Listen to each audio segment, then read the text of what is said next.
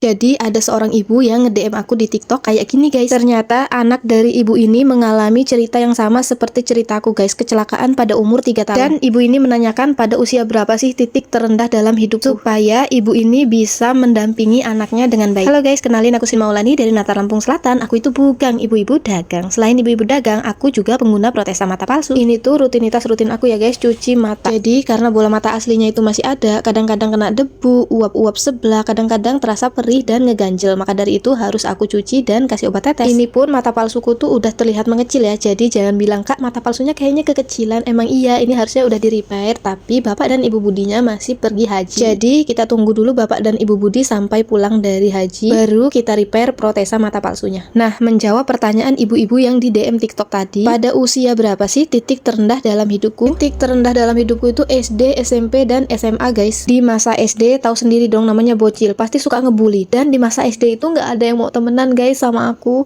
sampai aku kelas 3 SD. Jadi selama kelas 1, kelas 2 itu aku cuma temenan sama tetanggaku, dan di kelas 2 itu tetanggaku pindah ke daerah lain. Jadi sampai kelas 3 itu aku ya udah kesana kemari sendirian. Sampai akhirnya ada segerombolan anak-anak dari daerah lain yang ngajak aku main.